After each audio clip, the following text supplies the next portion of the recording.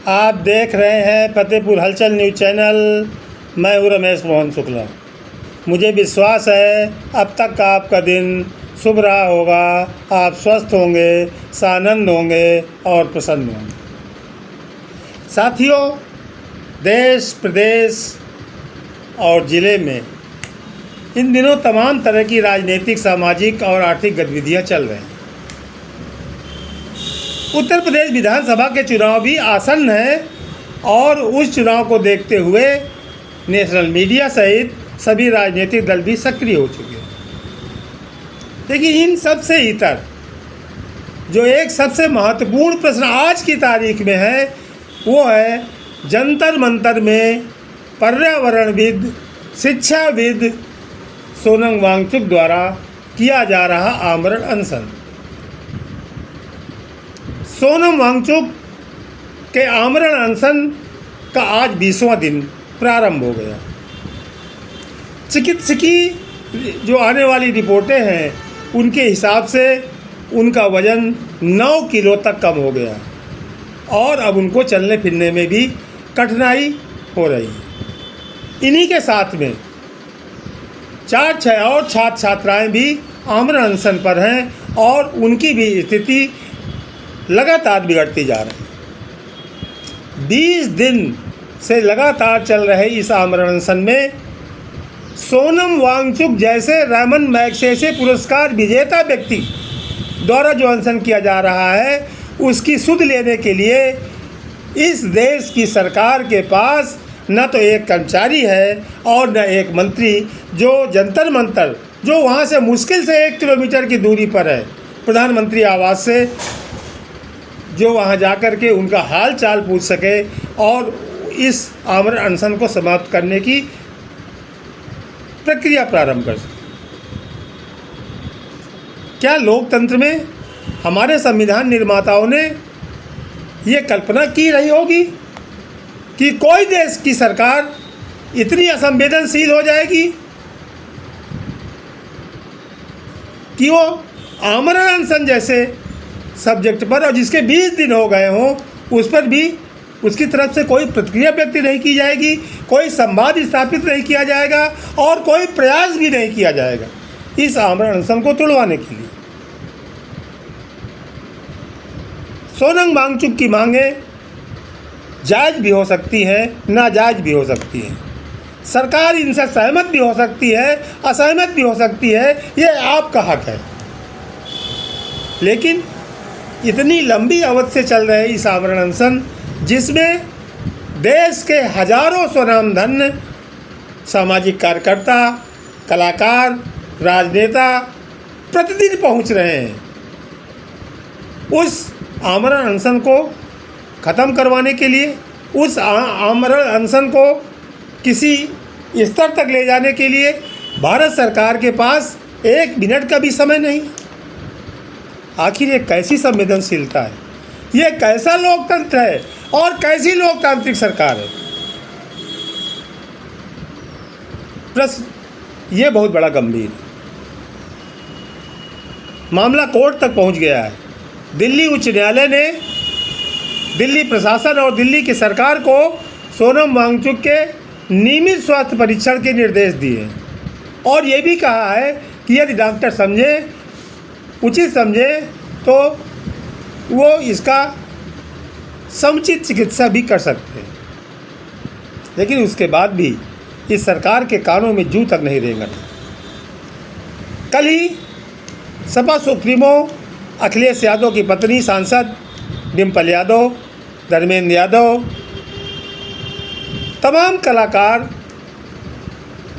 सहित लाखों की भीड़ जंतर मंतर पहुंची थी और वो बार बार सोनम वांगचुक से अपना आमरण अनशन समाप्त करने की मांग भी कर रहे हैं। लेकिन सोनम वांगचुक ने 20 जुलाई तक अपना आमरण अनशन समाप्त करने से मना कर दिया। 20 जुलाई क्यों? क्योंकि 20 जुलाई को उन्होंने एक आह्वान किया है संसद मार्च का, और सोनम वांगचुक के अनुसार उनकी इच्छा है कि वो 20 जुलाई तक जिंदा रहें और इस संसद मार्च को देख सकें और इसकी होने वाली प्रतिक्रिया भी। साथियों, किसी भी सभ्य देश के लिए, किसी भी सभ्य समाज के लिए, किसी भी सभ्य सरकार के लिए जो अपने आप को लोकतांत्रिक कहती हो, ये कतई उचित प्रतीत नहीं होता कि एक इतना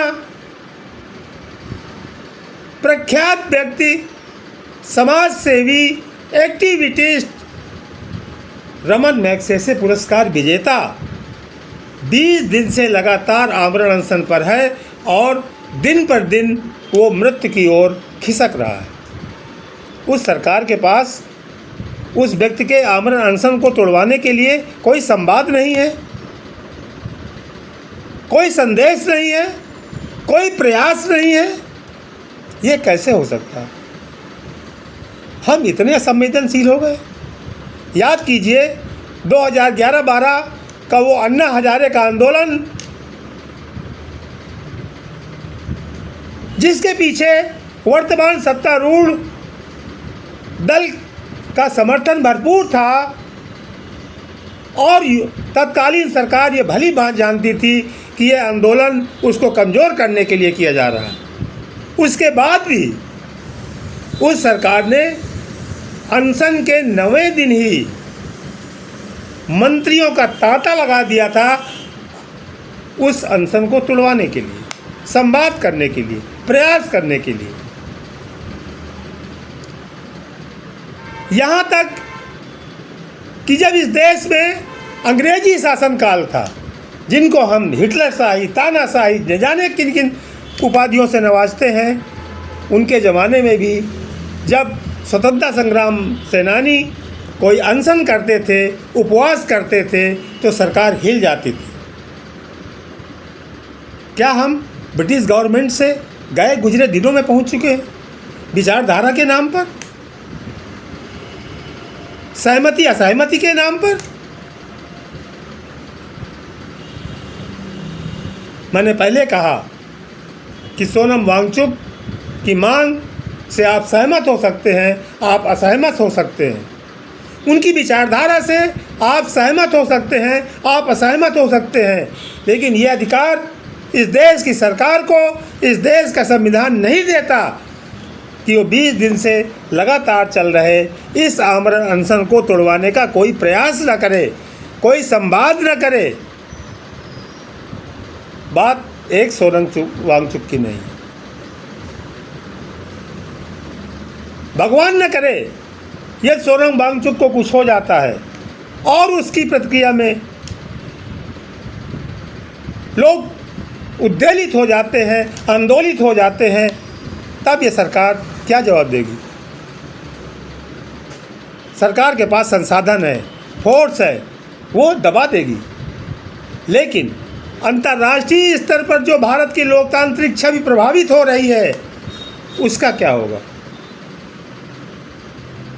अभी भी समय है। मोदी जी, आप विदेश घूमकर आ चुके हैं और आपके प्रधानमंत्री निवास से जंतर मंतर मुश्किल से 1 किलोमीटर दूर है। आपके पास सूचना संकलन के सारे स्रोत हैं, आपको सारी सूचनाएं मिल रही हैं। आप प्रयास कीजिए, वरना इतिहास आने वाला आपका नाम काले अक्षरों में लिखेगा। समस्या का समाधान आज होता है या 10 दिन बाद होता है या कभी नहीं होगा, ये ज़रूरी नहीं है। लेकिन इस गांधीवादी प्रक्रिया के तहत शांतिपूर्ण तरीके से किए जाने वाले आमरण अनशन को समाप्त करवाने की जिम्मेदारी शासन की है, सत्ता की है। प्रयास कीजिए, वरना 20 तारीख में अब मुश्किल से 2 दिन बचे। मेरा कहने का आशय ये नहीं है कि संसद मार्च से कोई बहुत बड़ी उथल पुथल हो जाएगी, लेकिन जो एक संदेशा जाएगा वर्ल्ड लेवल पर, वो भारत की लोकतांत्रिक व्यवस्था को न केवल कलंकित करेगी बल्कि शर्मसार भी करेगी। आप देख रहे हैं फतेहपुर हलचल न्यूज़ चैनल। मैं हूं रमेश मोहन शुक्ला। धन्यवाद। जय हिंद, जय भारत, जय संविधान।